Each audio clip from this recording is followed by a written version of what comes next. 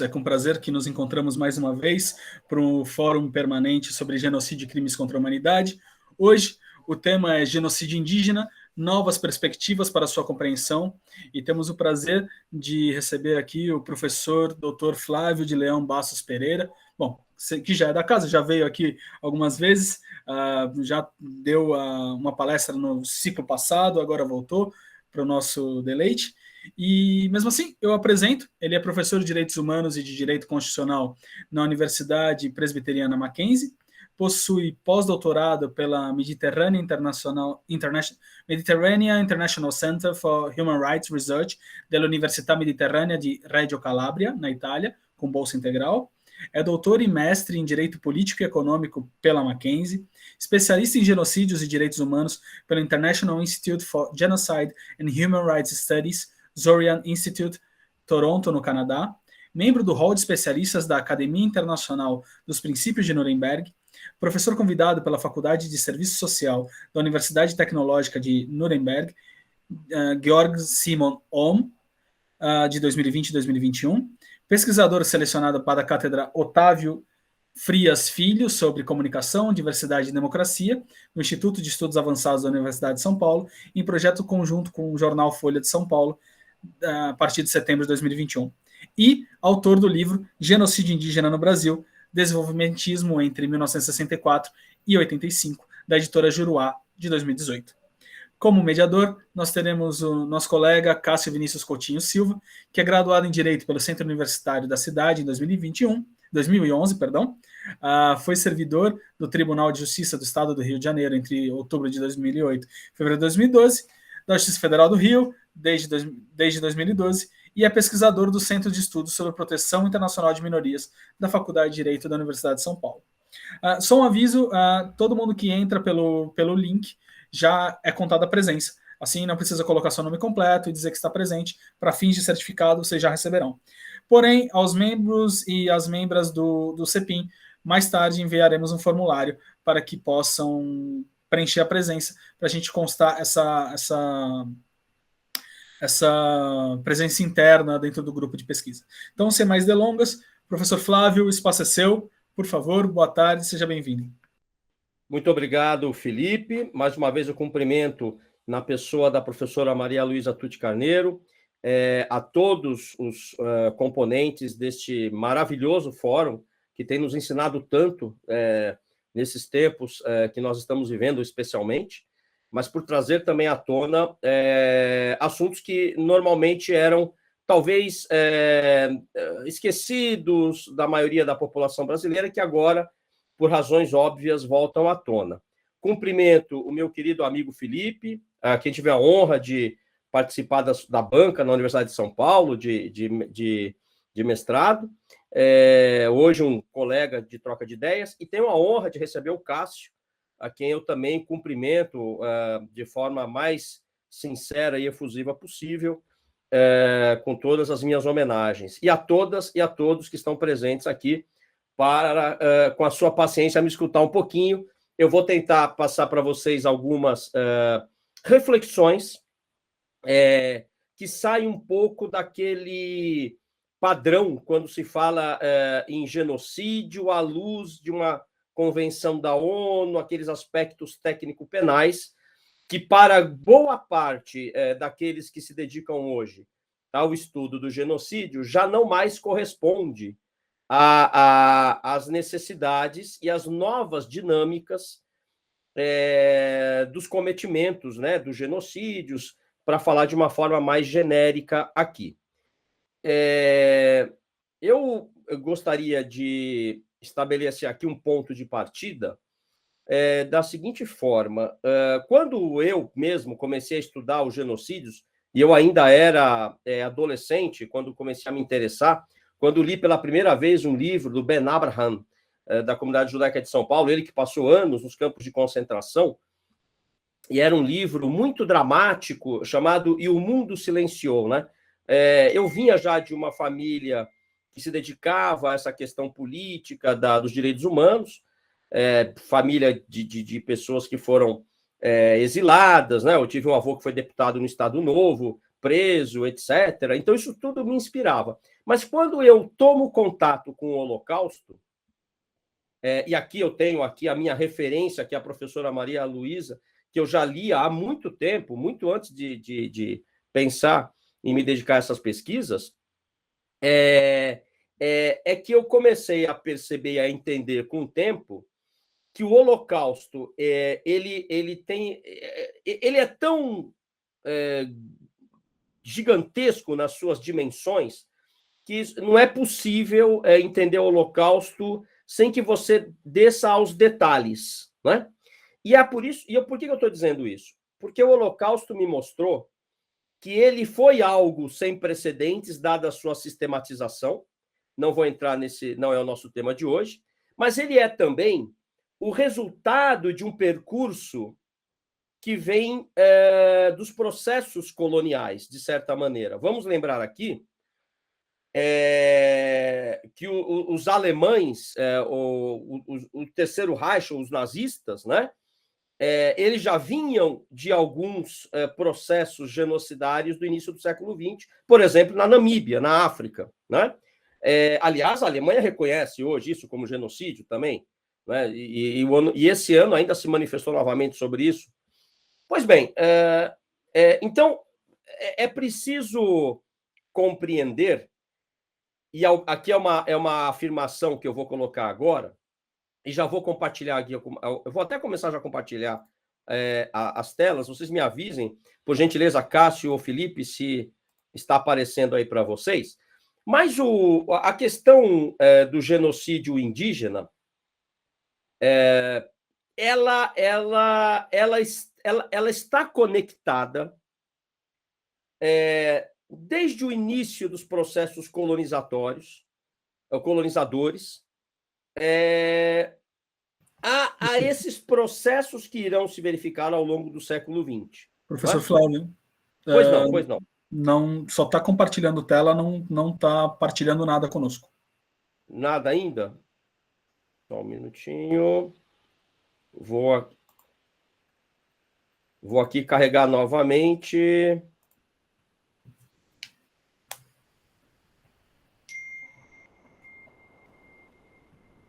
E agora? Agora foi. Maravilha. Então está aparecendo bem para vocês, né? Pois bem.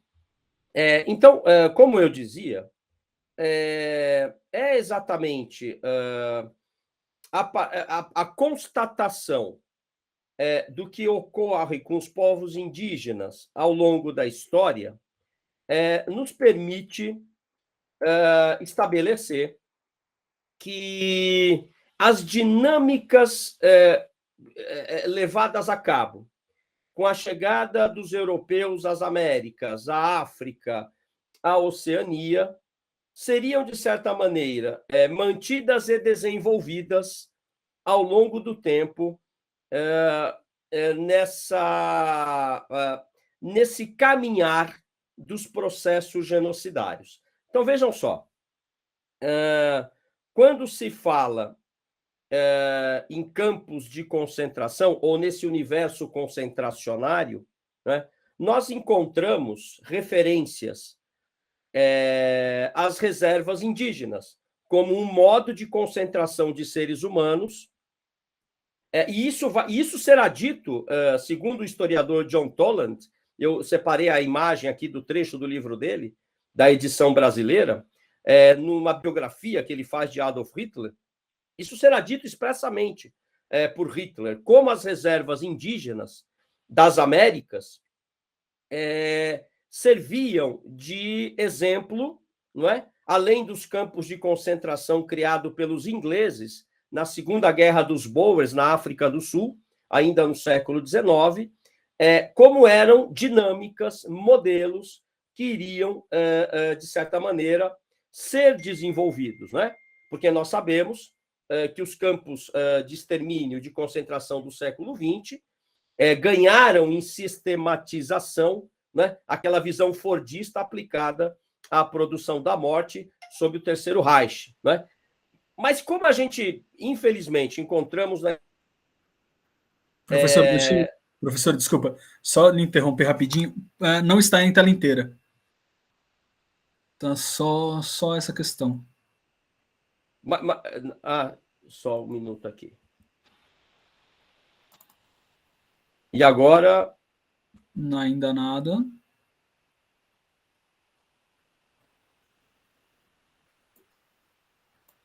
Mas dá para enxergar, não dá? Dá para enxergar, a gente consegue as caixinhas, só que fica um pouco difícil.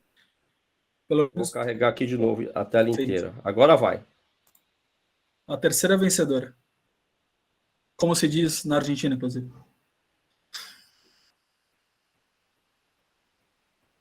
Agora foi, não foi? Tela inteira? Nada ainda?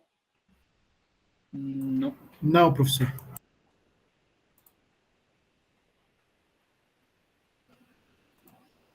Vamos compartilhar a tela inteira. Vamos ver se está carregando. Vamos ver aqui se está carregando.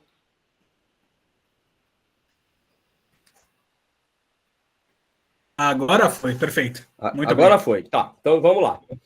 Como eu dizia, então nós temos algumas dinâmicas, nós iremos observar que vão inspirar o que nós encontramos em termos de experiência dramática, né, de extermínios ao longo do século XX e também século XXI. Mesmo na década de 90, tivemos ali os sérvios, né, criaram os rape camps. Então, esses universos concentracionários, até tem aqui presente o meu orientando, o Gershon, que estuda para o Rabinato, né, aqui em São Paulo, que trabalha com esse tema. Ele vai encontrar na questão indígena, na sua origem, algumas experiências às quais serão acrescentadas outras, não é? Que me levarão aqui a estabelecer algumas críticas sobre o modelo estabelecido no pós-45 pela Convenção para Prevenção e Repressão aos Crimes de Genocídio das Nações Unidas. Mas vamos primeiro aqui estabelecer, então, de quem nós estamos falando no Brasil, nos indígenas brasileiros, né? Dos povos indígenas desse nosso grande país aqui. Eram em torno, não há números exatos, mas eram em torno de algumas estatísticas vão de 4 a 6, alguns até 10 milhões de indígenas, mas o número mais aceito no Brasil, em território brasileiro, é que aqui existiam cerca de 5 a 6 milhões de indígenas, não é?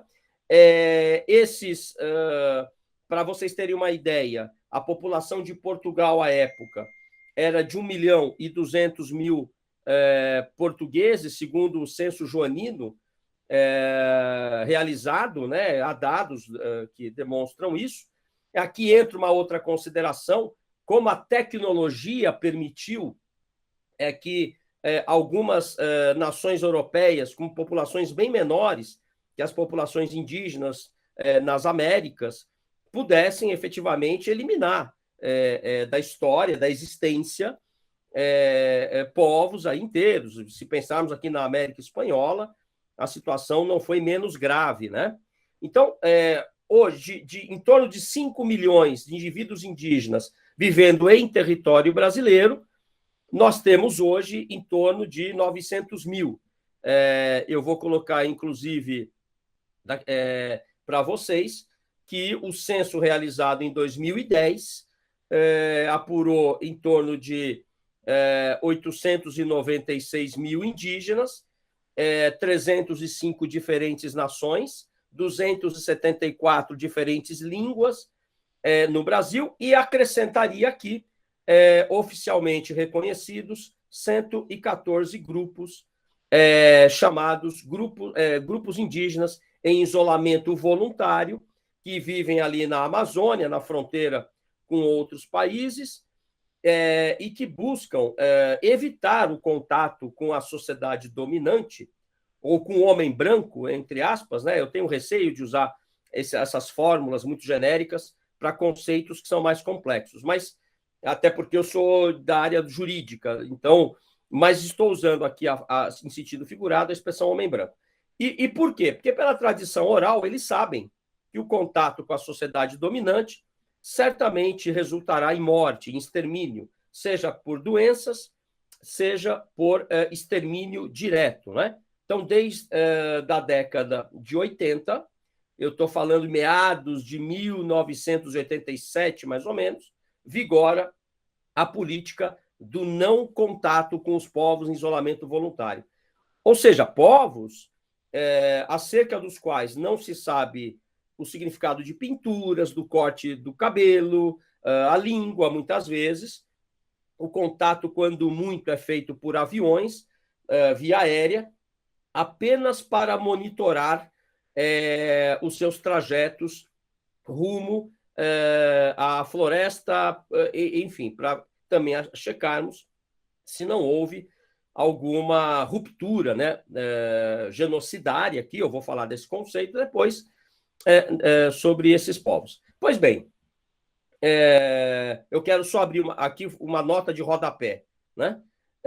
O projeto de lei 490 de 2007, agora ressuscitado sob o atual governo, permite, inclusive, a entrada nas terras onde vivem esses grupos em isolamento voluntário, muitas vezes autóctones, né? São grupos autóctones, mas esse projeto de lei ele tem dentre vários outros problemas, esta grave ameaça aos povos em isolamento. Vamos aqui estabelecer também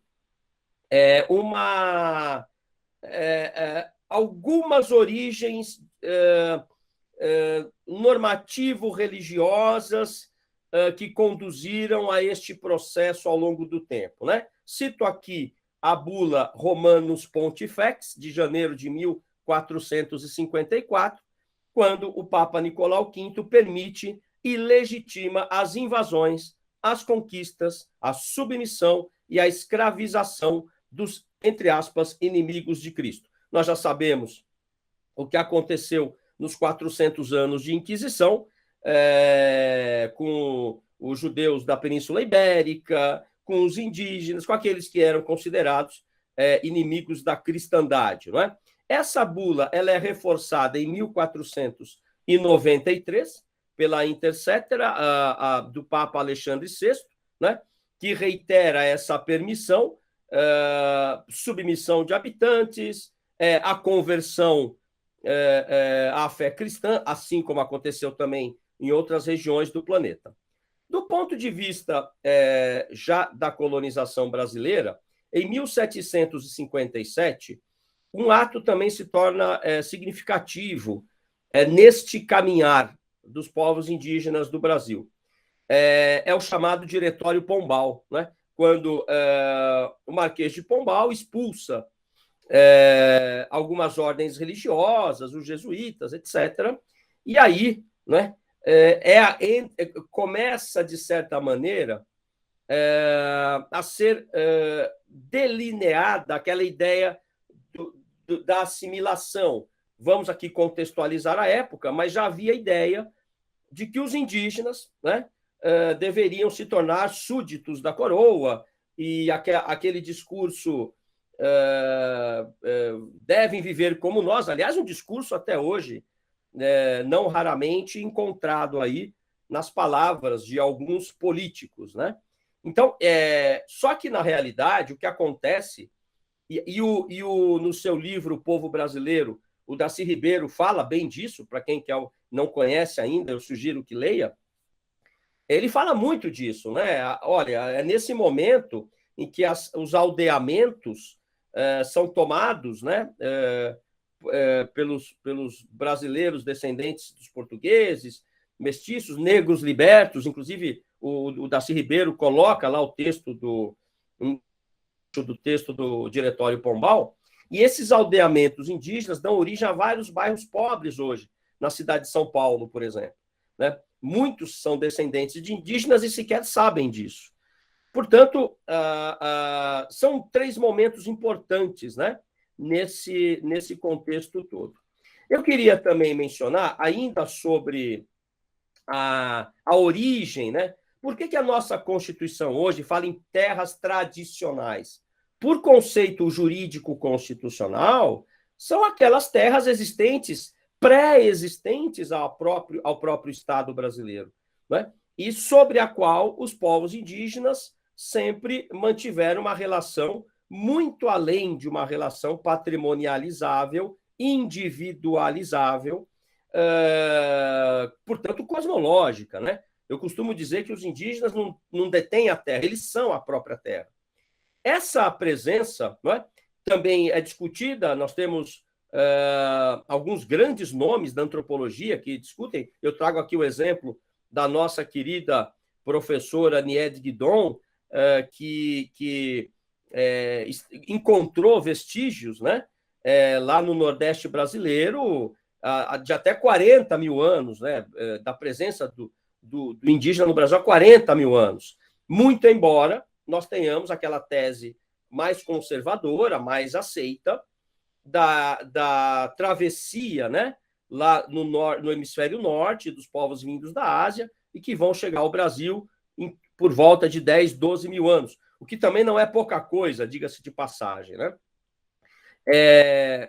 Já falei desses dados aqui que eu estou colocando para vocês, do IBGE, eu só acrescento aqui que hoje os indígenas brasileiros ocupam em torno de 12,5% do território nacional, sendo que 57% desses 900 mil indígenas vivem efetivamente nas terras indígenas. Este dado é de 2010, né? Temos a impressão, aqueles que se dedicam mais ao estudo dos povos indígenas, ao indigenato, que esse número já cresceu. Mas vejam, o Supremo Tribunal Federal, o ano passado, determinou ao governo que em 2022 realize o censo que deveria ter sido realizado agora em 2020. Não é? É muito importante. Mas se vocês quiserem um dado mais atualizado, eu sugiro a leitura do mapeamento feito pelo Instituto Socioambiental, o ISA, né, que em 2017 chega por uma pesquisa e com métodos próprios ao número de 715.213 indivíduos, 252 povos e 150 distintas línguas. Mas, embora os números sejam mais reduzidos, o próprio ISA explica que a metodologia foi diferente. Mas, se considerarmos estes números, talvez não tenha subido tanto assim o número, esse processo de crescimento dos povos, da presença dos indígenas no Brasil. Eu vou pular essa parte, que são muitos dados, depois eu encaminho a apresentação para vocês. Eu quero só fazer aqui um estudo comparativo. Eu tenho uma visão muito regional ou internacional, né? Eu acho importante sabermos, por exemplo, que o censo realizado agora, em 2020, nos Estados Unidos, coloca os nativos americanos em torno de 6 milhões, né, de indivíduos, 2% da população, enquanto aqui no Brasil nós temos 0,4%, se os meus cálculos não estiverem errados, né? O que normalmente estão, eu não sou nada bom em cálculos. E, além disso, temos cerca de 574 nações indígenas reconhecidas nos Estados Unidos, ainda que você pense em 10 ou 15 ou 20 indivíduos vivos, né? Nós temos no Brasil um caso de 2 indígenas que restam da sua etnia, e, portanto, 2 homens e decretado o fim dessa etnia, né? Isso acontece também aqui no Brasil. A Califórnia é o estado americano com maior população indígena, 757 mil. O Alasca, proporcionalmente, é o maior, possui a maior população relativa de nativos, né? Com 20% da sua população indígenas. Oklahoma é o estado norte-americano com o maior número de indígenas em números absolutos, 523 mil. Oklahoma, aliás, né? Assim como Manhattan, são expressões indígenas. Eu recomendo a leitura do livro Enterra em Meu Coração, na Curva do Rio, que mostra como o governo norte-americano mantinha tratados impostos, né, com as nações indígenas norte-americanas e depois os descumpria. Cito também, aqui, só para dar um contexto mais amplo das Américas, o famoso caso das escolas residenciais indígenas do Canadá, que durante o século XX, até a década de 90, levava as crianças indígenas para as escolas para serem cristianizadas, proibidas de falar o seu idioma. Este é um ponto importante que eu quero ressaltar depois, a proibição do idioma nativo, né? Eu quero lembrar que a Constituição brasileira assegura o ensino do português bilíngue, associado, portanto, à língua nativa, e isso não é simplesmente considerado, né, pelo governo brasileiro. E aí, nessas escolas, as crianças indígenas canadenses eram abusadas, elas sofriam abusos físicos, violência sexual, o próprio etnocídio, sob o ponto de vista sociológico, eram proibidas de falar os seus... praticar a sua cultura, né? Então, foi criado um fundo canadense de 72 milhões de dólares, 6.500 testemunhas foram ouvidas, o governo canadense, o Estado canadense, oficialmente pediu desculpas, vocês veem aí algumas imagens dessas crianças que sobreviveram, e 94 recomendações foram apresentadas ainda este ano, vejam vocês, visando a memorialização da história das escolas residenciais para crianças indígenas do Canadá. Quer dizer, o processo continua, embora hoje o Estado canadense tenha reconhecido o seu genocídio. Mas eu quero aqui entrar agora no contexto latino-americano. Eu acho muito interessante, se vocês me permitem, esta imagem. Deixa eu colocar mais uma flechinha amarela que vocês devem estar vendo aí embaixo, na base da imagem. Esta imagem é de uma igreja em Quito, no Equador, uma foto do século XIX, tirada pelo fotógrafo José Domingo Lazo. O seu neto ou bisneto, não me lembro, neto, encontra essas fotos alguns anos atrás e percebe que os indígenas eram apagados das imagens, né? Se vocês notarem bem aí, há um fantasma, entre aspas, ao lado deste senhor que aparece diante da igreja. É uma igreja branca, né? Então, o fotógrafo, ele retirava de todas as imagens da capital equatoriana todo e qualquer indígena, e nos seus registros escritos, a razão era que os povos, que os indígenas, traziam a impressão de sujeira para a capital, para a bela capital equatoriana. Por que eu estou dando esse exemplo? Estas fotos rodaram vários países, numa exposição, inclusive veio a São Paulo, no Centro Cultural Itaú, talvez algumas de vocês tenham visto a exposição, e que demonstra o apagamento, né, da historiografia, da presença indígena, culturas muito ricas, e que eu, pelo menos, eu tenho 53 anos, na escola eu não estudei nada sobre os povos indígenas, né? É como se a nossa história começasse efetivamente na Europa. Então, isso tudo que eu estou colocando aqui tem muito a ver com a questão do etnocídio. Por isso eu estou colocando, né? Essa aqui é uma visão geral dos povos indígenas hoje nas Américas. Eu tinha falado 0,4% no Brasil, o mapa aí apresenta 0,5%, mas vocês podem verificar a presença indígena nos demais países, né? Essa aqui é apenas uma imagem que eu queria passar para vocês sobre os indígenas em isolamento voluntário, a reação dramática deles quando vem o avião, né, sobrevoando. Os próprios antropólogos discutem muito sobre, mesmo se o contato apenas visual via aérea já não é muito invasivo, né? Os Yanomamis, que são povos conhecidos, que mantêm contato, buscam se isolar também, né? São apenas imagens para vocês terem uma ideia do que eu estou falando aqui. Agora, como é que nós chegamos, então, nesta situação que eu considero, e imagino que vocês também, como uma clara situação de genocídio? Há algumas bases históricas, algumas bases pseudo-científicas, né, do final do século XIX, início do século XX. Também aqui entram alguns elementos na formação do Estado-nação, né? povo, território. O Estado-nação tem esses componentes, como diz o Edgar Morin, inclusive, povo, território, a ideia de um mito glorioso do passado que nos une. Depois entra a questão da religião e do sangue, né? Então, se da Península Ibérica as vítimas que professavam a religião judaica eram obrigadas a se converter, se não queimavam na fogueira ou fugiram, vieram parar aqui em Recife também, de lá para Nova York, né?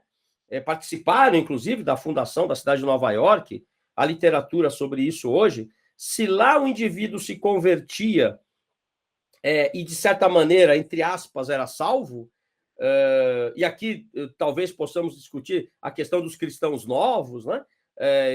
Meu nome é Leão, Pereira, Oliveira, Coelho, etc., como nós já sabemos, são os cristãos novos.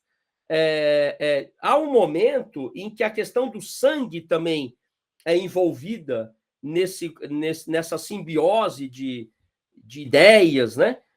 Para que você seja identificada como nacional.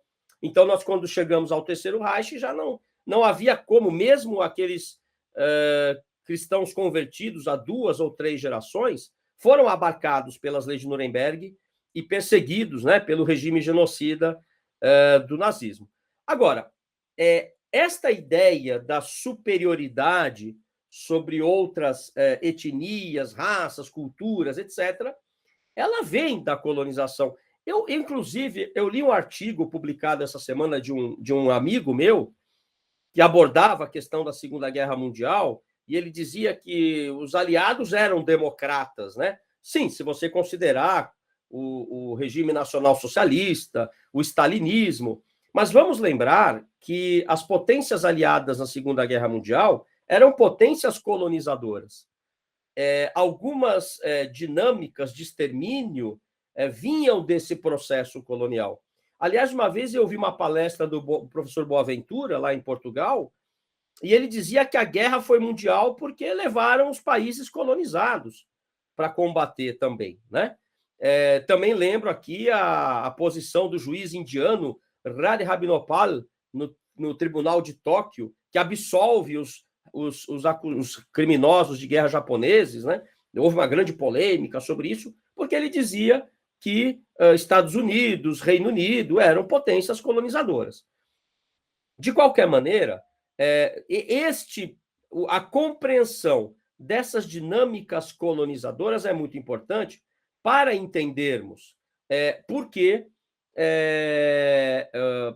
até hoje, né, nós ouvimos no Brasil do século XXI, embora nada me surpreenda muito mais, mas, enfim, a gente tem que ressaltar isso, que os indígenas estão se tornando como nós, ou que eles têm que viver como nós, que o indígena que usa um celular, ele não é indígena, né? São discursos racistas, discriminatórios, né?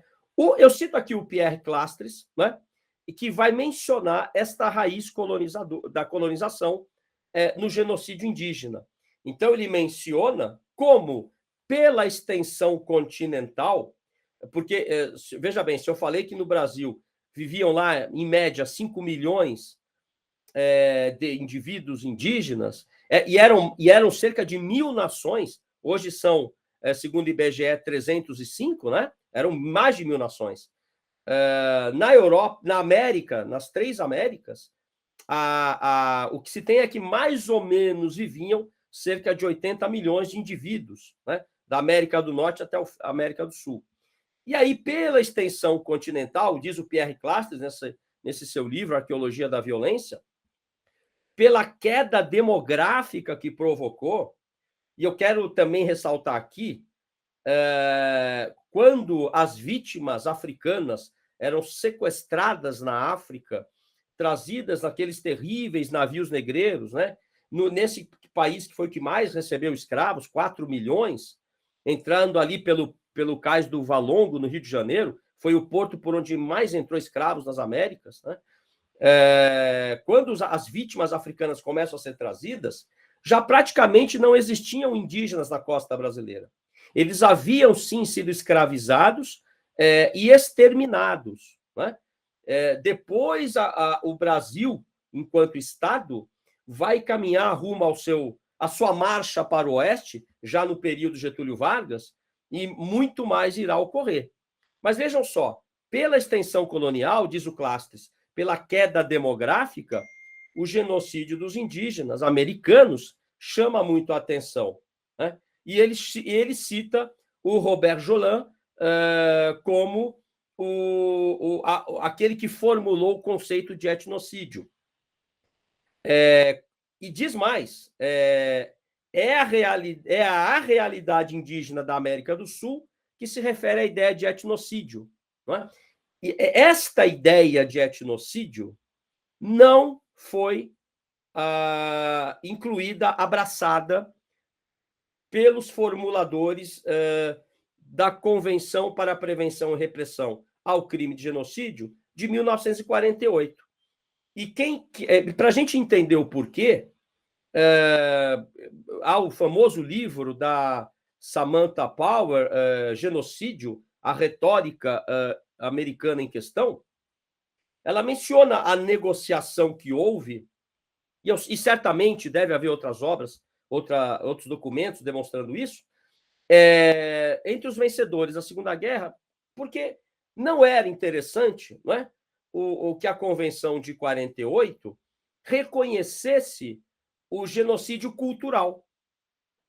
O Robert Jolin é citado aqui pelo Clastres, mas até estranho, porque o Clastres cita a obra de 2014 como Robert Jolin tendo criado esse conceito, mas o Rafael Lemkin, que todos aqui, aqueles que estão sempre aqui conosco no fórum, bem sabem, o Rafael Lemkin também cita o termo etnocídio na sua obra de 1944, lá no capítulo 9. Né? Ele coloca lá, outro termo poderia ser usado, eu fiz uma tradução livre, viu, pessoal? Vocês, por favor, desconsiderem qualquer imprecisão minha. Outro termo poderia ser usado para a mesma ideia, a saber, qual a mesma ideia? Ele estava falando do genocídio, a saber, o etnocídio, né? Composto pela palavra grega etnos, nação, e a palavra cid, matar. Quer dizer, o etnocídio é, para Lemkin, o genocídio cultural. Vamos pensar aqui, especialmente aos mais jovens que nos acompanham, o seguinte. Eu pergunto, e até eu já conversei isso aqui com o meu orientando Gershon, alguns anos atrás eu fiz ali um mochilão, né, pelo leste da Europa, e toda pequena cidade que eu parava na Eslováquia, eu encontrava uma sinagoga imponente, porém silenciosa, né? E conversando com as pessoas me diziam, a população judaica foi exterminada nessa cidade. Em algumas cidades, as sinagogas foram destruídas, né?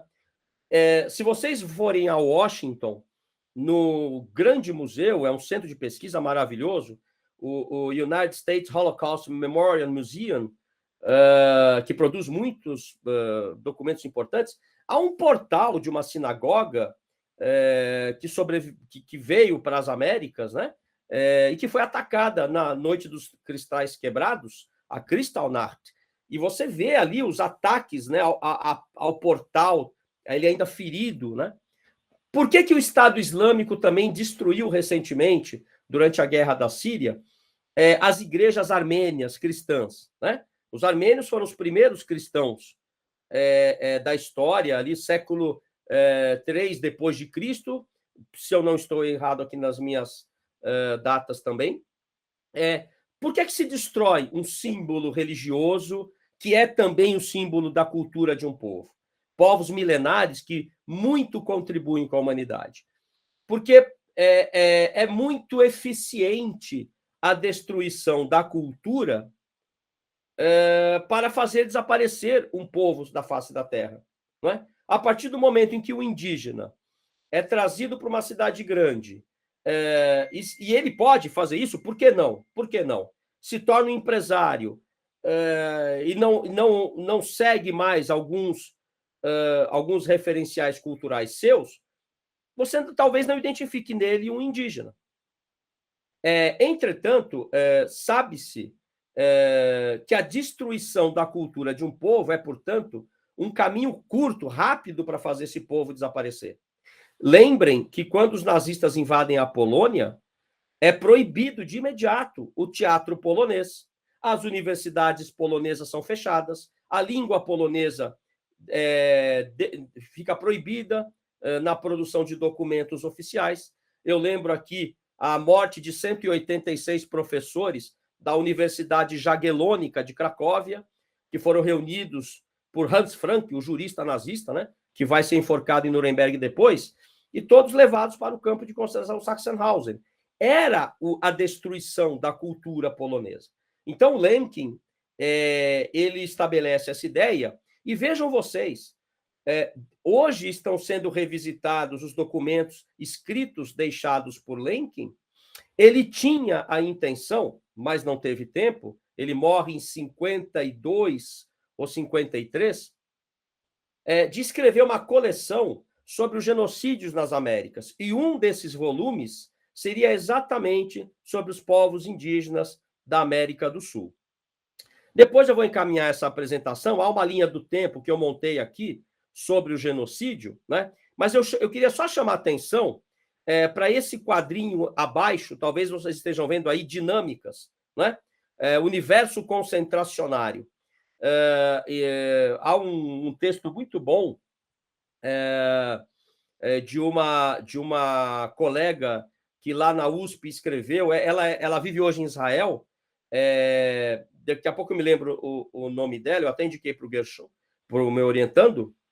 Ela fala sobre as dinâmicas concentracionárias nazistas. E aquele texto dela me levou a pesquisar, de uma forma mais geral, as dinâmicas concentracionárias.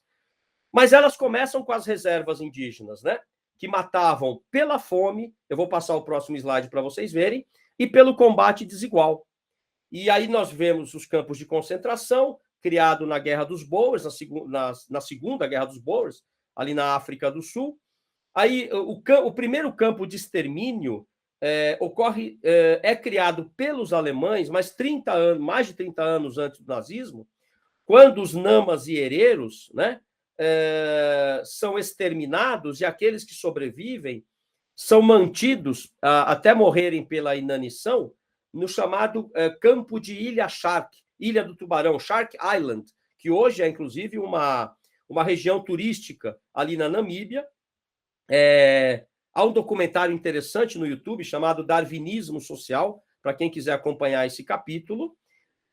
E lá eles são deixados para morrer pela fome. É considerado o primeiro campo de extermínio. Claro, não tinha aquela sistematização, né? A fábrica da morte, que é Auschwitz-Birkenau, por exemplo, mas é um precedente histórico. É por isso que eu trabalho muito com a memória. Eu fui da Comissão da Verdade de Osasco, sou do atual grupo de trabalho do DOI-CODE, estamos lutando aí para transformar o antigo DOI-CODE em memorial, porque a memória, para usar a palavra aqui do Santayana, ela impede o cometimento dos mesmos erros. Ou William Faulkner, né? O passado não é passado, ele sequer existe. Ou, para citarmos o maior pensador francês, Jean-Paul Sartre, né? O passado se impõe e nos devora. Portanto, o primeiro campo de extermínio é considerado aí de Ilha Shark. Aí viemos para uma nova dinâmica, os rape camps dos sérvios, né? A limpeza étnica.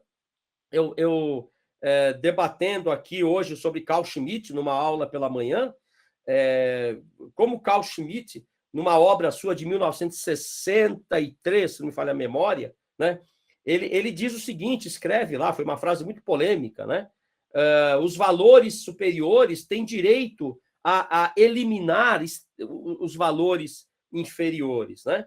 Então, esse pensamento, Carl Schmitt nunca, em que pese, né, a importância de conhecer o seu pensamento, ele não escondia uma visão antiplural, antidemocrática, ainda que esse conceito pluralismo, multiculturalismo seja muito atual. Pois bem, então, depois nós teremos aí, eu encaminharei, como eu disse, a apresentação e essa linha do tempo aí para análise e crítica de vocês estará disponível. Aí eu cito a menção do John Toland, né? Diz lá, ao que Hitler afirmava, foi principalmente o estudo da história da Inglaterra e da história dos Estados Unidos que o levou a conceber a ideia dos campos de concentração e que o convencera de que o genocídio era praticável. Hitler nutria admiração pelos campos de prisioneiros boers da África do Sul, que eu mencionei aqui, e pelas reservas indígenas, né? Onde se guardavam os índios no oeste norte-americano, né? Os métodos eficientes de extermínio, a fome e o combate desigual dos chamados peles vermelhas, né? Que o cativeiro não dominava. Portanto, nós já tínhamos, desde dos mecanismos da colonização, como diz a professora Catherine Hall, da Universidade de Londres, uma perspectiva hierarquizante das raças, não é? E notem, isso permanece em relação aos indígenas até hoje. Quando um ministro ou um ex-ministro diz eu vi os indígenas do iPhone, o que se está colocando é exatamente um discurso que, na sua essência, considera que as etnias indígenas jamais teriam acesso, ou não devem, ou não têm o direito de ter acesso a esses avanços tecnológicos, a menos que abandonem a sua identidade indígena. É o caso de você perguntar de volta para um sujeito desse, né? Se ele ainda usa telefone do início do século para poder falar com um parente no norte do país, né? Ou se ele deixou de ser branco por causa disso. Então, essa visão, esse pensamento permanece. Vou aqui fazer um recorte de gênero também. Quando eu estudei no Canadá, porque lá eu tive o aprofundamento da minha formação sobre genocídios, na Universidade de Toronto e com o Instituto Zorian, né? Eu recebi uma bolsa armênia para estudar lá. Eu entrei em contato com uma professora chamada Andrea Smith, que tinha publicado um livro chamado Genocídio e a Violência Sexual contra as Mulheres Indígenas, né? E ela diz no seu livro como o corpo das mulheres indígenas, isso acontece no Brasil também, inclusive com as mulheres africanas, né, que eram violentadas pelos senhores de escravos, era considerado violável, porque os povos indígenas eram considerados impuros, né? Isso está lá no livro dela. Quero também fazer um outro paralelo, estabelecer, que é a questão, e aqui vejam bem, eu estou fazendo uma comparação dinâmico-histórica, né? Vejam uma outra autora, a Carol, acho que é Keikel que pronuncia, britânica. Ela escreve um livro que me pareceu muito interessante, e isso me foi entregue, esse trabalho me foi passado também na Universidade de Toronto, comparando os objetivos da marcha para o oeste norte-americano com a marcha nazista para o leste da Europa, cuja coluna teórica, vamos assim dizer, do nazismo, recebia a denominação de Lebensraum, né? A busca pelo solo sagrado, com que fornecesse para aquela tal imaginada raça ariana, né? Os alimentos de que necessitavam, etc.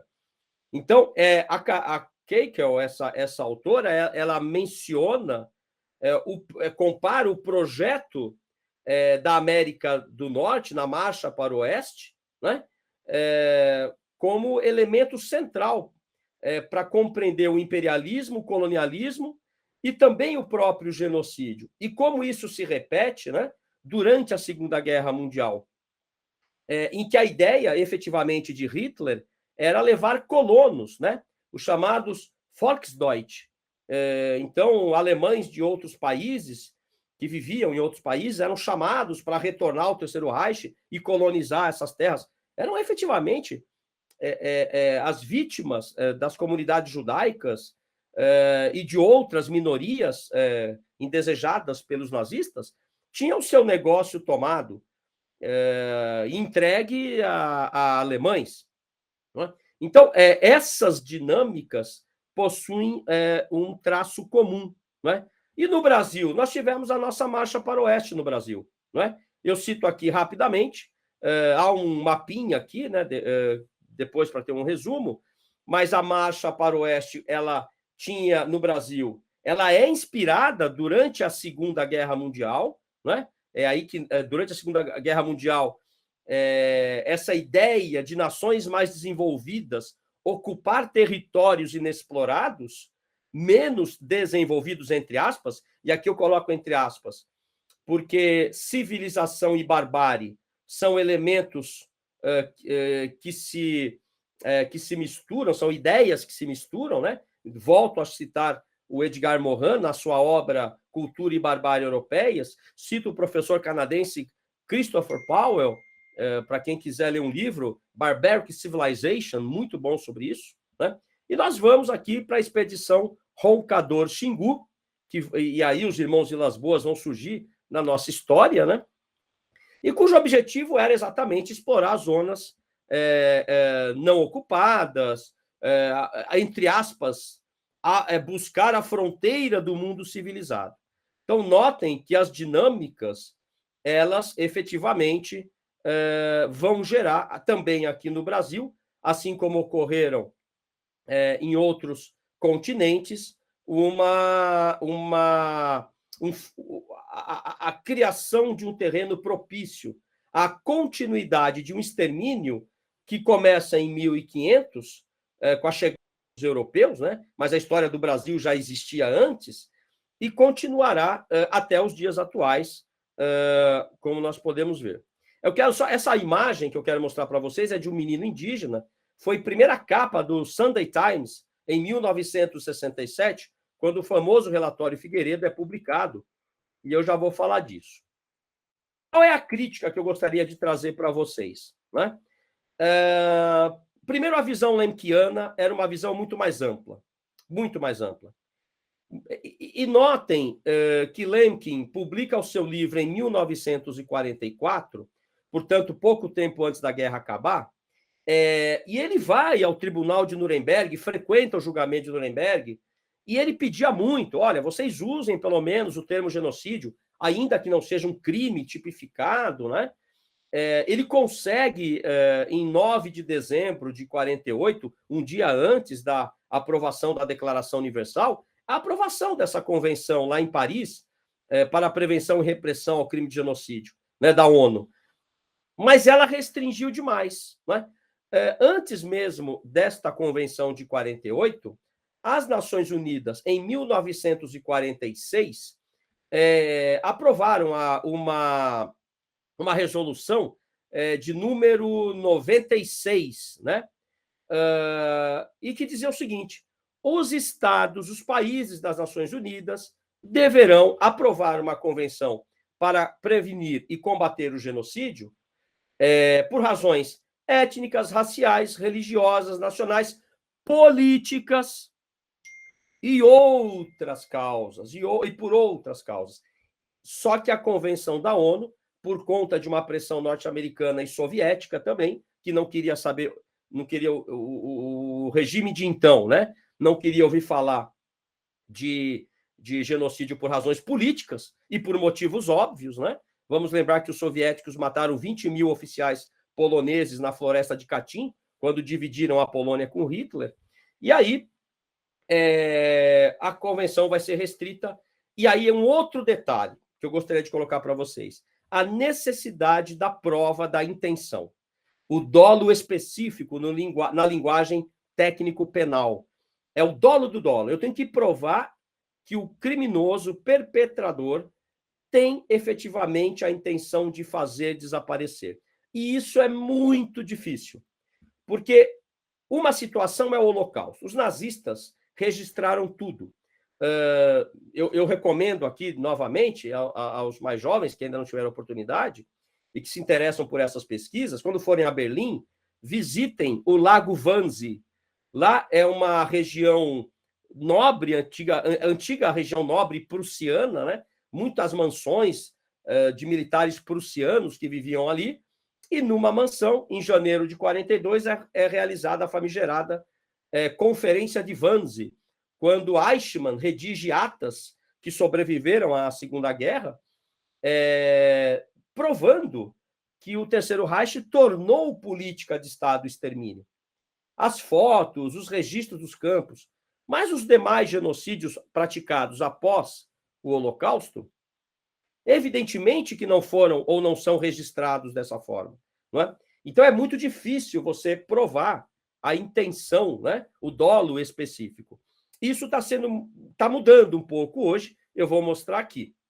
Né? Então, há uma insuficiência desses parâmetros das Nações Unidas. Ao meu ver, é clara essa insuficiência. Né? Não sem razão, os genocídios continuam a ocorrer, inclusive sob outras formas contra os indígenas.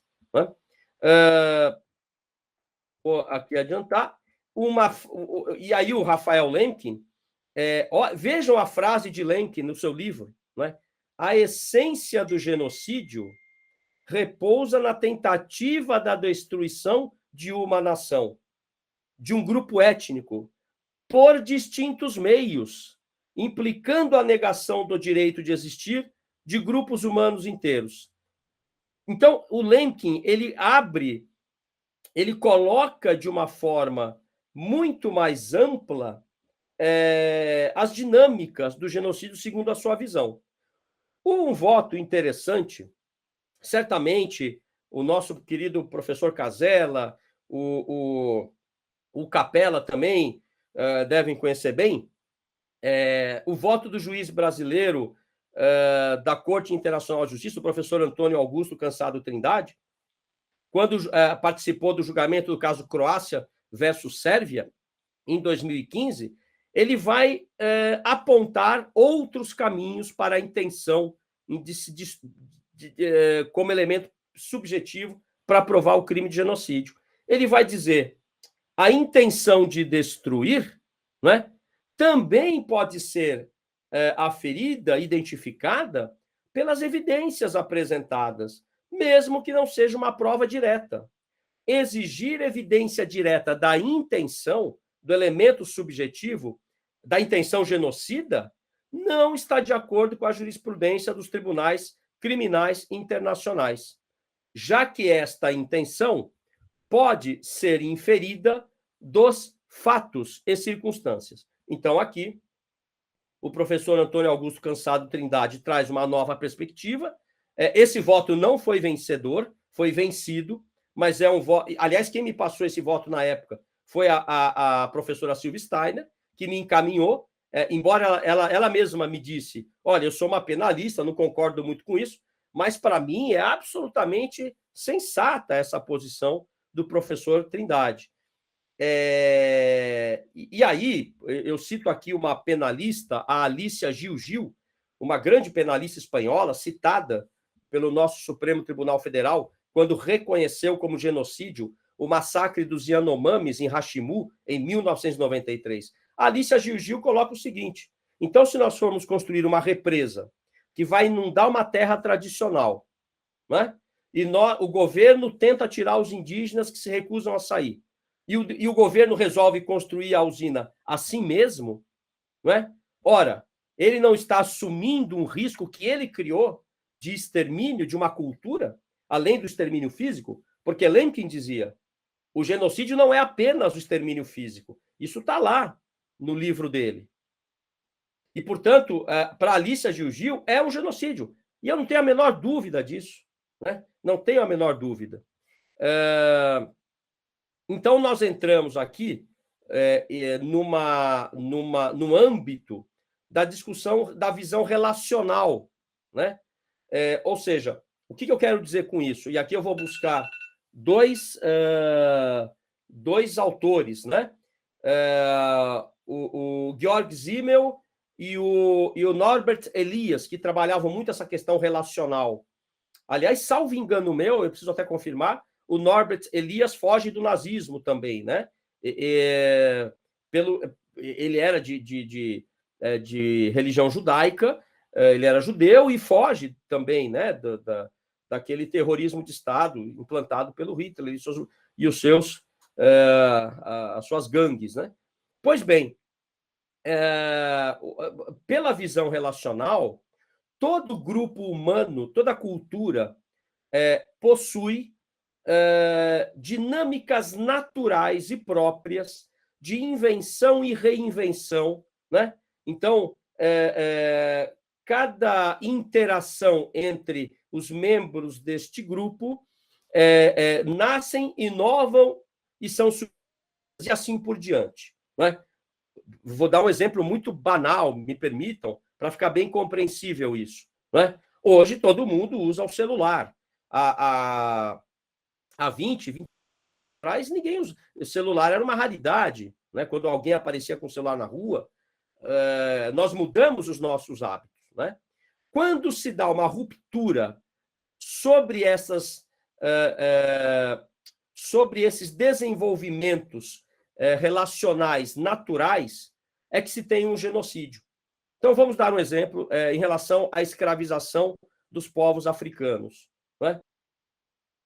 Os colegas e amigos e amigas que são descendentes, né, que têm ancestrais africanos, muitos não conseguem localizar a sua origem. Temos agora um programa de DNA que está aos poucos identificando. Por quê? Porque na medida em que essas vítimas eram sequestradas na África e submetidas àquele terror, né, que foi o regime escravagista, um regime econômico cruel, havia uma ruptura clara entre a sua existência e essas raízes. Isso deixa muito claro que havia ali, para uma visão relacional do genocídio, e por isso é o que chama a nossa conversa de hoje, novas reflexões, né, para trazer aí novos paradigmas, é considerado genocídio, né? E isso acontece efetivamente com os povos indígenas. E aí o Lenkin vai dizer: a destruição das fundações para a existência econômica de um grupo de cidadãos conduz à paralisação do seu desenvolvimento, incluindo um retrocesso. O declínio do nível de vida cria dificuldades para cumprir os seus requisitos culturais e espirituais. Então, aqui eu entro com outro exemplo. Eu sou muito ligado, né, aos Krenaks em Minas Gerais.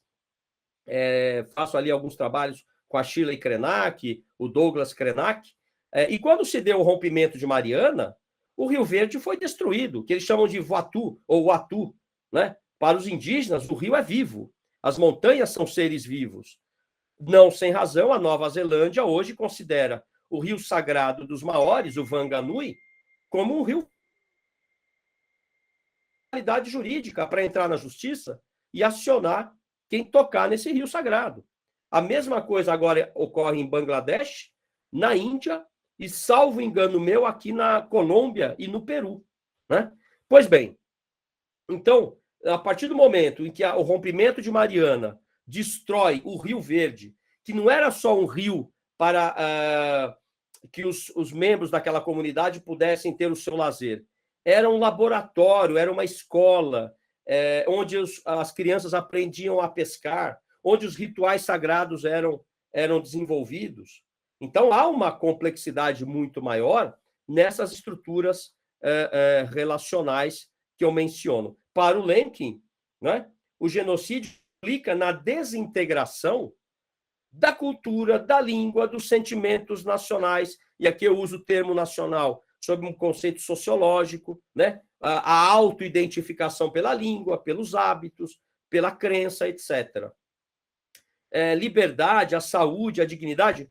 Vejam, todos esses referenciais colocados por Lenkin como alvos próprios de um processo genocida são hoje elementos sob risco para os indígenas brasileiros sob o seu atual contexto.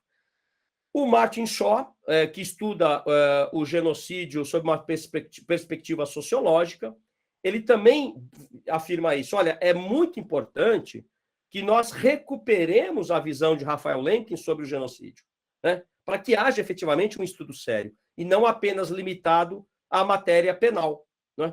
Muitos autores, inclusive, a ideia de genocídio, mesmo falando em Lemkin, ignorando, ou pelo menos negligenciando, esses aspectos muito importantes aqui da visão, né? Quer dizer, e ele afirma, eu até citei aí o livro, né? What is Genocide, do Martin Shaw. Ele é britânico, mas hoje, salvo engano meu, ele está em Barcelona, é isso mesmo, ele dá aula em Barcelona. O Raphael Lemkin, diz ele, não pensou no genocídio apenas como uma violência organizada, que é também, né? A violência organizada, sistematizada, os Einsatzgruppen dos nazistas, as câmaras de gás, os guetos, claro que eram estruturas organizadas, e a expressão talvez máxima, né, da máquina de morte. Mas há outras dinâmicas não tão organizadas assim, eu poderia dizer, né? Olha o que o Shaw fala do Lemke, a destruição econômica, né? Os norte-americanos tomaram as terras indígenas e aí obrigaram a ter a sua gleba de terra, individualizando. Não é esta a visão cosmológica das nações indígenas, né? Ameaça a existência de uma coletividade, a própria ordem social. Lenkin também diz que ele alertou para isso. Não se pode estabelecer uma visão restrita, limitada, míope do processo genocida, né? Nós podemos e temos que pensar num plano coordenado de diferentes ações que visem a destruição. Vejam a expressão, por isso eu grifei de azul aqui no slide, das bases essenciais da vida desses grupos humanos. Eu quero só mencionar, para fechar a minha exposição, que a Comissão Nacional da Verdade, em 2014, demonstrou que 8.350 indígenas foram comprovadamente assassinados pela ditadura. E não porque faziam parte necessariamente, poderiam até fazer em alguns casos, mas não faziam parte necessariamente de grupos de oposição de esquerda armados. Não. Morreram porque eram indígenas, porque eram considerados obstáculos ao desenvolvimentismo. Exatamente a mesma visão que existe hoje. Não é? E quero só fazer um paralelo, já que os brasileiros têm, muitas vezes, a capacidade de se impressionar e se sensibilizar com histórias que vêm da Europa, mas pouco, que também devem ser sempre consideradas, né? Eu tenho uma visão universalista de tudo, mas, aliás, eu me considero muito mais universalista do que um brasileiro, efetivamente. Eu me sinto muito mais ligado às questões universais, mas, vejam, é praticamente o mesmo número dos meninos, a partir de 12 anos, assassinados pelos sérvios no genocídio de Srebrenica, 8.300, né? Eu trabalho lá também com alguns sobreviventes de Srebrenica, devo estar indo para lá daqui a uns 2 ou 3 anos, estamos acertando essa viagem. Na ditadura brasileira, 8.350 indígenas comprovados. Nós nunca saberemos. Então, não são 400 ou 500 mortos e desaparecidos, porque os indígenas também são indígenas cidadãos brasileiros, né? É importante que se diga isso. Temos hoje a questão do marco temporal, mas isso a gente pode discutir depois no debate. Rapidamente, 1% das propriedades agrícolas é dona de quase metade da área rural brasileira. Estou citando isso porque dizem que há muita terra para pouco indígena no Brasil. Isso é mais um discurso discriminatório e claramente etnocida, não é? Não sem razão, nós temos aí 97 mil proprietários rurais, donos de 21,5% do território brasileiro, enquanto 572 mil indígenas, né? Eu estou aqui colocando a manchete da matéria, ocupam pouco mais da metade desses 21%, 12% a 13% do território. Então, são discursos que efetivamente nos trazem algumas reflexões. Eu gosto muito dessa imagem da Mona Lisa, porque nos leva a pensar sobre uma visão multipluricultural, né? Portanto, o genocídio é muito mais do que comumente se diz, especialmente em relação aos povos indígenas. eu termino aqui as minhas considerações. Espero ter contribuído com vocês. Estou aí aberto às críticas, perguntas e troca de ideias. Muito obrigado. Boa tarde a todas e todos. Lembro mais uma vez que todos podem ficar à vontade para enviar mais perguntas no chat. E eu vou começar a ler algumas que serão agora formuladas ao professor Flávio Bastos. As primeiras perguntas foram feitas por seu xará, chamado Flávio Dias. A primeira é: professor, os ataques ao Islã também são uma tentativa de genocídio? São uma forma de subjugar uma cultura milenar que sobrevive até os dias atuais? Segunda pergunta: professor, mesmo diante do fascínio de Hitler sobre campos de concentração para justificar sua metodologia de extermínio, onde devemos enquadrar a evolução da espécie humana, humanismo, empatia, e como a sociedade deve se prevenir de demagogos dessa magnitude nos dias atuais? Então, eu vou responder bem objetivamente, aí o Flávio me corrige se eu não tiver esclarecido. Em relação aos muçulmanos, né, foi a primeira parte da questão. Se é um genocídio ou não, dependerá dos elementos que compõem a dinâmica. Eu vou dar um exemplo aqui. Mianmar, recentemente, foi palco de um genocídio, ao meu ver, claro, genocídio. Vejam bem, praticado por budistas, em relação aos Rohingya. Né? Os Rohingyas são uma minoria muçulmana e hoje, se eu não estou errado, o maior campo de refugiados do mundo fica em Bangladesh, exatamente onde vivem os Rohingyas. E aí você tem um claro genocídio. A dinâmica, viu, Flávio, ela não vai mudar. Por exemplo, o Estado Islâmico, uma visão fundamentalista sunita ou arabista, que vem lá do Wahhabi, que era o pensador talvez o mais fundamentalista de todos, né? Que pregava um retorno a uma leitura primitiva, vamos assim dizer, do islamismo, persegue os cristãos armênios, também os yazidis, que tinham uma simbiose de religiões ali, né? Os nazistas, que se diziam cristãos, né? Embora, ao meu ver, de cristão não tinham nada, né? Vão fazer o que fizeram na Segunda Guerra Mundial. Então, a questão é o objetivo de fazer desaparecer um grupo humano da face da Terra, se você pensar numa perspectiva penal, por razões étnicas, raciais, religiosas ou nacionais, e por uma visão sociológica, que é o que falta, né? A destruição da cultura, e não necessariamente o extermínio físico. A destruição das bases econômicas para que os indígenas se tornem, por exemplo, mão de obra barata ou escrava, nas grandes cidades ou nas fazendas, né? Os quilombolas também, e assim por diante. A segunda parte da questão envolve o que é que falta, talvez, né? É empatia, né? O ser humano, por alguma razão, ele vê o que é diferente como ameaça, né?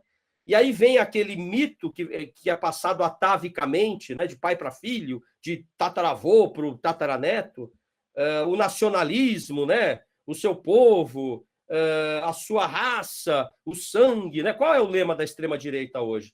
Blood and Soil. Há um grande livro do Ben Kiernan, um grande estudioso do genocídio, chamado Blood and Soil, né? Então, esses mitos, que, ao meu ver, são falsos, né? O nacionalismo, ao meu ver, é uma forma de você odiar pessoas que você nunca viu na vida e acreditar em histórias que você não tem nenhuma prova de que aconteceram, né? Eu acho que entram nesse pacote de causas aí. Eu não sou um sociólogo, mas certamente nós teremos aqui uma via. A última parte da pergunta é que eu não me lembro. Cássio, se você puder me recordar.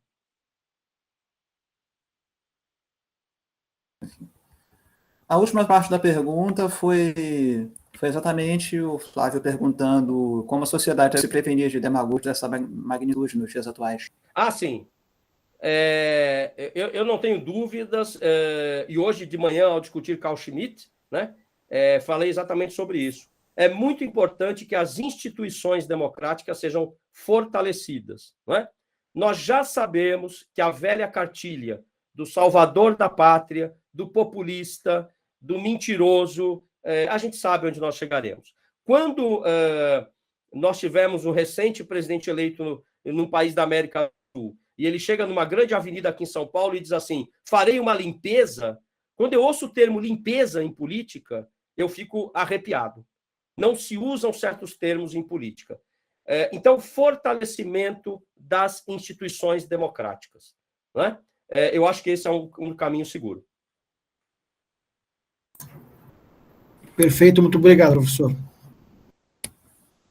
Imagina, estou à disposição. Ok. Ainda dá tempo de ler mais uma pergunta. Essa foi feita pela Carla Mustafa. Professor, a violência contra povos originários ocorre desde o período colonial, mas mesmo após o período de redemocratização ainda temos casos graves de violações de direito. A justiça de transição seria uma alternativa para lidar com a questão? Eu não tenho dúvidas. Os povos indígenas estão em luta há 521 anos. Ora, essa luta se torna mais intensa, ora menos intensa. Né? Essa foi uma grande dúvida que eu tive no doutorado. Que capítulo eu vou abordar no meu recorte? Né? Aliás, o meu querido professor Arthur Capella, que está aqui presente, foi da minha banca de doutorado.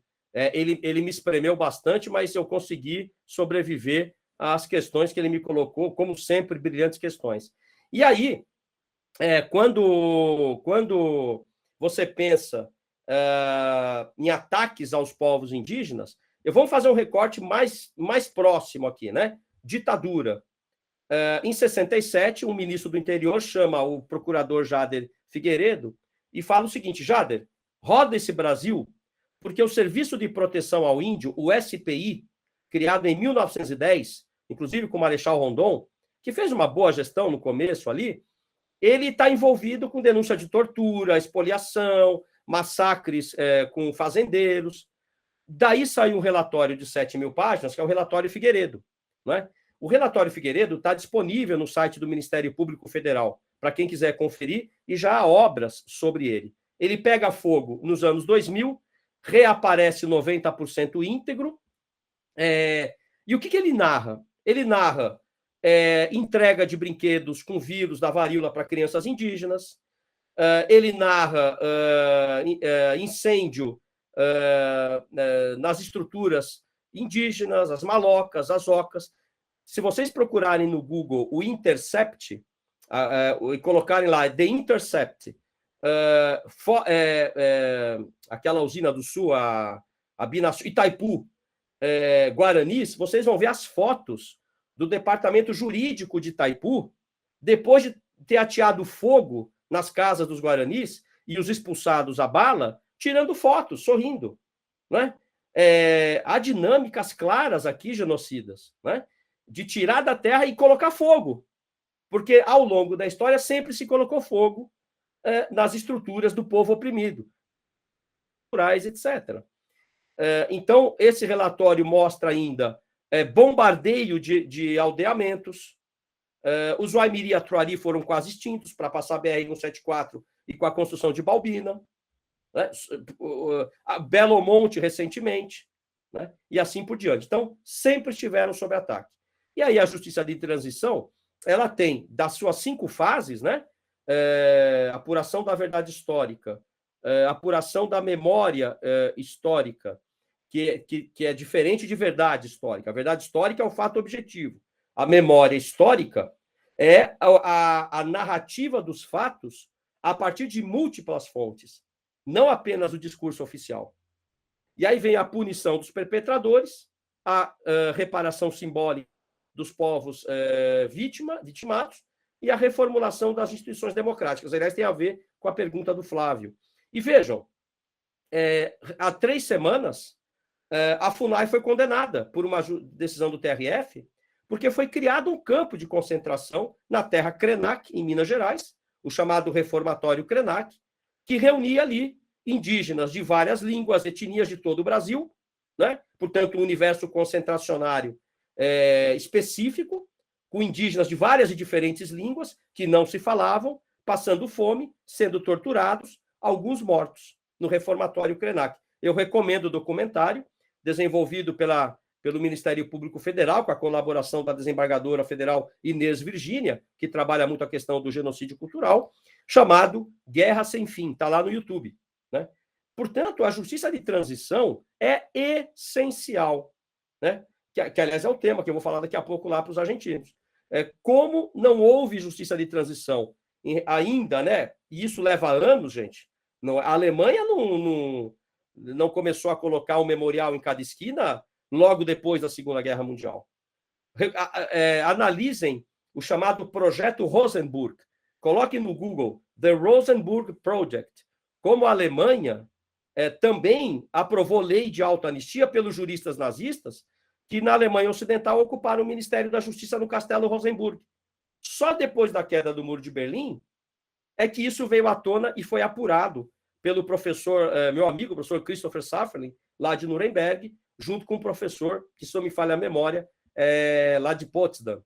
Então, os países lutam para enfrentar os seus passados. O Brasil está seguindo o seu ritmo, né? Tem muita gente boa aqui trabalhando para isso. Pode fazer mais perguntas, ainda dá tempo. Ok. Então eu vou passar para mais algumas que nós recebemos. Temos algumas feitas pela Karen Marcelo. Ela diz: boa tarde a todos. Professor, tenho 2 perguntas. 1.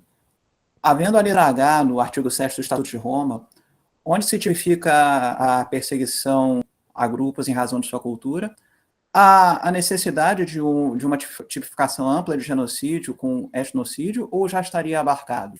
Outra pergunta.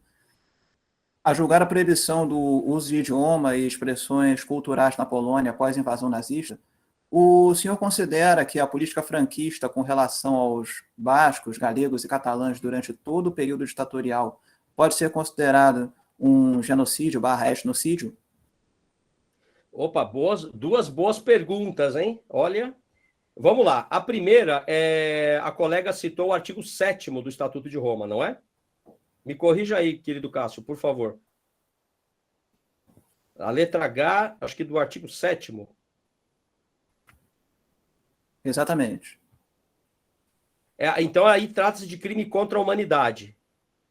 Muito provavelmente. Cássio, enquanto eu falo aqui, se você puder me corrigir se eu estiver errado, o artigo 7º do Estatuto de Roma trata do crime contra a humanidade, se eu não estou errado. Me permita, a minha colega que me perguntou, eu vou citar aqui o professor William Schabas. O Schabas é canadense, mas dá aula em Londres, e deu aula há muito tempo na Universidade de Galway. Aliás, agora em julho eu fiz um curso lá de novo. Ele foi meu professor no Canadá e agora reencontrei com ele em julho agora, num curso de verão. O Schabas vai dizer o seguinte: olha, o crime contra a humanidade é o crime de genocídio alargado, estendido. Até porque as consequências são as mesmas, né? O crime contra a humanidade tem nessa expressão a sua raiz, aquele documento famoso, quando o professor Heitor mencionou aqui, naquela brilhante aula que ele nos deu, quando ingleses, franceses, norte-americanos, russos, publicam um documento exigindo do Império Otomano o fim do extermínio dos armênios, né? Então, o crime contra a humanidade, ele não tem as restrições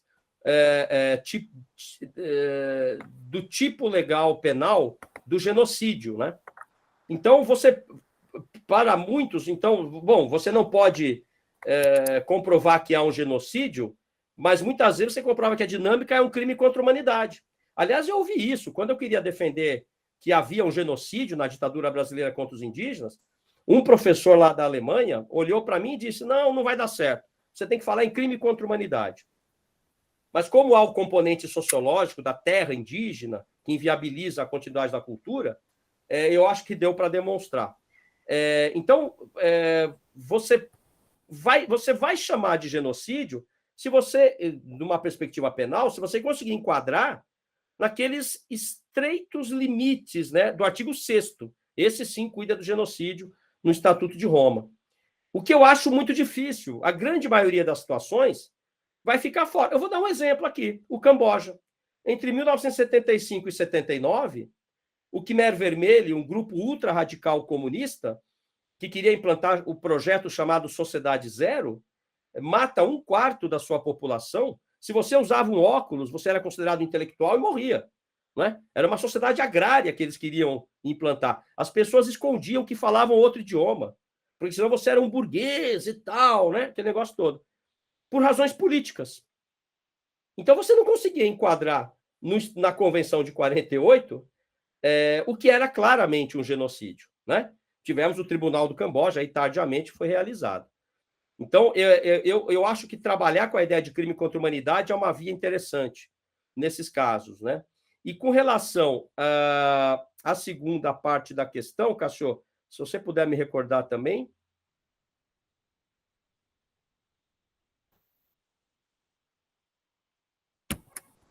Pronto, liguei o microfone. Ela pergunta sobre a política frontista. De Franco, sim. Eu acho que sim. É preciso Isso, analisar com os catalães calma. e galegos. É preciso analisar com calma. Vocês sabem que a Espanha é hoje o país do mundo, é o segundo país do mundo com maior número de valas comuns, né? Porque depois de vencer a Guerra Civil Espanhola, o Franco continuou exterminando, né? Se vocês vão ali perto ali de Madrid, no Vale dos Caídos, que ele construiu com trabalho escravo para se auto-eternizar, né, num monumento gigantesco. O corpo dele foi tirado ano passado por ordem da Justiça Espanhola. Ali foi um trabalho escravo, né, dos republicanos presos. Eu lembro também que muitos desses catalães e os republicanos em geral fugiram para a França, combateram o nazismo e foram os primeiros presos em Mauthausen, na Áustria, um terrível campo de concentração e de extermínio. Há até um filme, O Fotógrafo de Mauthausen, eu recomendo, né? As fotos foram usadas no julgamento de Nuremberg. Pois bem, quando você tem o componente étnico, a depender da dinâmica do fato, você pode sim aproximar do crime de genocídio. Mas isso requer, eu não posso falar de forma genérica, nós teríamos que estudar algum caso em concreto ali, mas que Franco sempre teve os catalães como inimigos mortais, teve, né? Não há dúvida sobre isso. Bom, me chamaram, né? Falar da Catalunha? Tô brincando. O Felipe é um especialista. Dado o avançar da hora, eu agradeço as outras perguntas. Desculpem por não conseguirmos passar essas perguntas ao professor. Só rapidamente, como o professor Flávio ele tem uma palestra agora em um outro evento, eu passo para considerações finais para o professor Arthur Capella e depois para os demais organizadores. Obrigado, Felipe, pela palavra. Bom, primeiro, boa tarde a todos, né? Flávio, desculpas por ter chegado atrasado no início da sua palestra. É sempre uma honra e um prazer ouvi-lo e aprender com você. Eu estava numa outra reunião, então não consegui sair de uma reunião. Nesse mundo pandêmico, a gente fica em reuniões, não sai do lugar, a gente fica em várias reuniões. Então, peço desculpas encarecidamente. É sempre um prazer ouvir, uma alegria desde os tempos que nós éramos colegas lá no Mackenzie. Então, é sempre muito bom e instrutivo conversar com você. Eu acho que da sua fala, do que eu peguei, enfim, entre muitas vezes que já tive a oportunidade de ouvi-lo falar sobre o tema, então, em conversas informais, cafés, bancas, etc., é sempre riquíssimo, mas eu gosto muito quando você retrata o caráter do genocídio como um processo, então, como série de ações, organizadas ou não.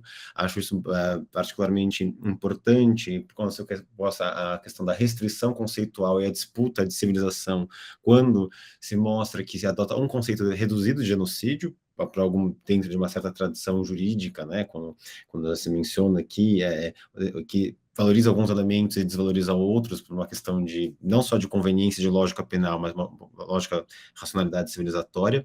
Mas eu digo isso tudo porque um texto que você cita na sua fala, e é um texto que eu acho muito interessante e que tem a ver com essa reflexão, a ideia do genocídio do Clastres. Esse texto do genocídio do Clastres, ele não só é inspirador, tudo que o Clastres escreve é inspirador, pelo menos eu entendo assim, e quando ele diz sobre o genocídio, eu gosto muito da fala que toda a sociedade é etnocêntrica, mas só uma delas é etnocida, a civilização ocidental.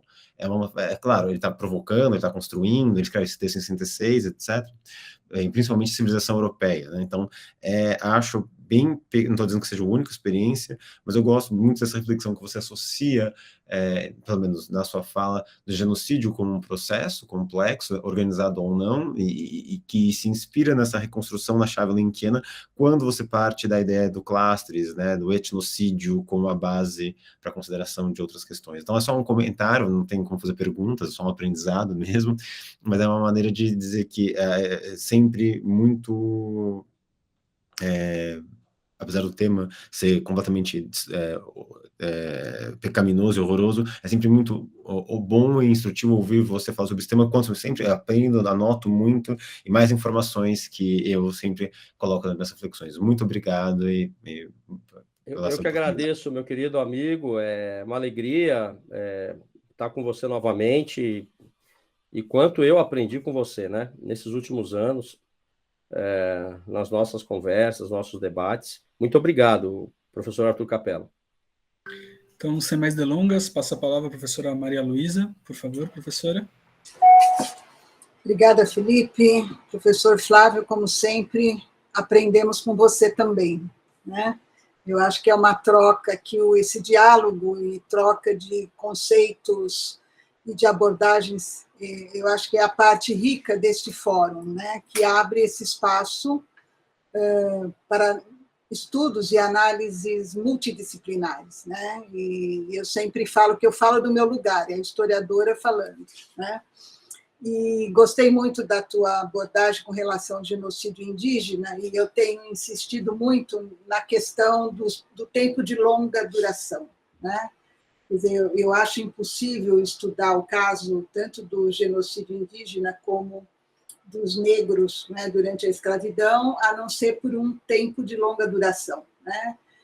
Aliás, essa é a abordagem que eu fiz quando eu apresentei aqui a minha palestra sobre o Holocausto, genocídio singular, exatamente pela singularidade das manifestações antissemitas a longo prazo, né? Você chegou a citar a questão da pureza de sangue, tanto na Espanha como em Portugal, né? E eu queria lembrar que eu faço uma análise no meu livro Preconceito Racial em Portugal, Brasil e Colônia, onde eu recupero a aplicação da pureza de sangue aos indígenas, né, que começam, tem até um quadro que eu uso muito nas aulas, pelas manuelinas, passando pelo Código Sebastiânico e chegando nas Filipinas. Quer dizer, nesses 3 períodos, né, nós temos os indígenas considerados como impuros de sangue, mas aí tem uma diferença que eu acho importante para os nossos ouvintes aqui no caso, né, que essa discriminação ela se faz pautada num conceito teológico, né, os fundamentos da pureza de sangue até o final do XVIII são teológicos, né, e então eles são discriminados não enquanto raça, mas e sim pela religião, que é considerada uma heresia, né, do ponto de vista da ideologia católica. Então, eu acho que essa distinção é muito importante, né, quando nós falamos num genocídio de longa duração e os interesses, tanto pela posse de terra, como também como mão de obra, que é o mesmo caso dos negros, né, durante a escravidão, enquanto mão de obra barata ou mesmo gratuita, vamos dizer assim, né? E a outra questão que eu acho importante, que você também tocou, e acho que tem uma pergunta aqui da Ruth Goldenberg, que também fala sobre a banalização do termo genocídio, né, que principalmente agora durante a pandemia, né, quer dizer, tudo vira genocídio. Então, acho muito importante que a gente tenha em mente essa distinção, quer dizer, o que é genocídio, a questão do crime de responsabilidade, que eu acho que o governo Bolsonaro peca exatamente por essa parte, né? E também a aplicação do termo holocausto, né? Que é único, é um genocídio singular, e aí eu vejo a diferença, que também já foi falado aqui, com relação ao genocídio armênio, né, enquanto o protótipo do genocídio moderno. Então, pela sua fala, eu acho que fica muito claro, né, quer dizer, esse genocídio de um tempo histórico prolongado, né, de longa duração, e, por outro lado, há o conceito de genocídio, né, quer dizer, nem tudo é genocídio. A questão eu tenho estudado muito e trabalho muito também com a Espanha, sobre guerra civil espanhola, né? Quer dizer, até que ponto nós podemos aplicar ao governo franquista a questão da palavra, o conceito do genocídio, né? Então, eu acho que todos esses temas são muito interessantes, até mesmo para colocar em discussão e trazer novas abordagens sobre a aplicação do termo genocídio, né? E a questão, eu queria lembrar dos povos indígenas. É muito interessante o trabalho que nós temos feito também, e acho que isso carece ainda de pesquisas maiores, sobre as imagens deixadas pelos viajantes e pelos fotógrafos, né, sobre as populações indígenas no início do século XIX e XX. Né? Essas fotografias hoje são provas testemunhais, né, de que muitas dessas tribos que foram desenhadas, vamos dizer assim, por Écuyer Florence ou por Debré, Rugendas, né, durante a expedição Langsdorff, por exemplo, vou citar alguns, ou então os primeiros fotógrafos europeus que estiveram nas regiões da Amazônia, principalmente, né, esses registros são hoje testemunho de que muitas dessas tribos não existem mais. Né? Eu queria sugerir a vocês a expedição científica que foi feita, né, em nome do governo da Espanha, e que um dos registros do fotógrafo da expedição foi exatamente uma tribo que ele registrou a última criança que ele testemunhou ter sobrado, vamos dizer assim, não é, de uma matança, de um massacre muito grande. Esse material está no livro que o Leyer publicou há 2 anos atrás, né, sobre índios no Brasil, vida, cultura e morte, né, que exatamente a questão da morte retoma essa trajetória, não é, das matanças, dos massacres das populações indígenas. Então, te parabenizo, eu me identifico muito com a tua abordagem de longa duração, né, e aguardamos o texto para o futuro livro nosso, né, de 2021 agora. Muito Vai obrigada, ser uma honra. Flávio. Vai ser uma honra. Obrigada. Muito obrigado, minha querida professora Maria Luísa. Saiba que a professora é uma referência para mim há muito tempo, viu? Sempre foi. E eu fico muito feliz em ouvi-la. Muito obrigado. Muito obrigada. Eu que agradeço. Professor Paulo. Senhoras e senhores, muito boa noite a todos. Professor Flávio Bastos, Cássio Coutinho, muito obrigado pela sua palestra. Flávio, pela mediação, Cássio. Cumprimentar também os co-organizadores, professora Maria Luísa Carneiro, professor Arthur Capella. Faço minhas as palavras dos colegas, cumprimentando. O tema é pesado, é triste, mas a gente não pode deixar de registrar o teu entusiasmo. Então, quanto você vive, quanto você exprime as tuas ideias, e tem um monte de outras informações que você vai concatenando à medida que expõe, é sempre muito estimulante ouvi-lo, e é muito grave a situação, exatamente de um genocídio que, depois de mais de 500 anos, continua acontecendo. Então, eu faço sempre o reparo que a tipificação do conceito jurídico tem que ser precisa, mas em relação aos povos indígenas, eu entendo que o genocídio está perfeitamente configurado, por elementos, inclusive, que você trouxe há pouco, Flávio, e é exatamente o desmonte intencional de políticas de proteção dessa minoria, levando a situações comparáveis ao que foi feito em outros processos colonizadores brancos em outros países, em outros momentos da história. Então, eu sei que você tem um compromisso em seguida, não vamos abusar do nosso palestrante e tal. Mais uma vez, muito obrigado, e com certeza podemos esperar contar com a continuação desse diálogo, e é exatamente a nossa proposta, que seja um fórum permanente e que tenha continuidade nas discussões, porque, infelizmente, o problema do genocídio dos povos indígenas e da violência sistemática contra a população negra jovem do Brasil são problemas em curso e que têm de ser enfrentados, têm de ser discutidos, têm que ser trazidos reiteradamente, porque isso continua acontecendo embaixo dos nossos olhos e, na medida em que nos calamos, com a nossa conivência. Então, obrigado pelo alerta, pelo trabalho que você nos trouxe e pela continuação que a gente possa fazer juntos. Muito obrigado. Muito obrigado, professor Paulo Borba, Casella. É uma alegria, mais uma vez, estar aqui com o professor. E outra referência, claro, né? Quem estuda genocídios no Brasil não tem como não ter o professor Paulo Borba, a professora Maria Luísa na estante, né? Se não tem pessoalmente, tem que ter na estante. Então, sempre os tive, viu? E também por tabela com o Capella, quando tomávamos os nossos cafés, né?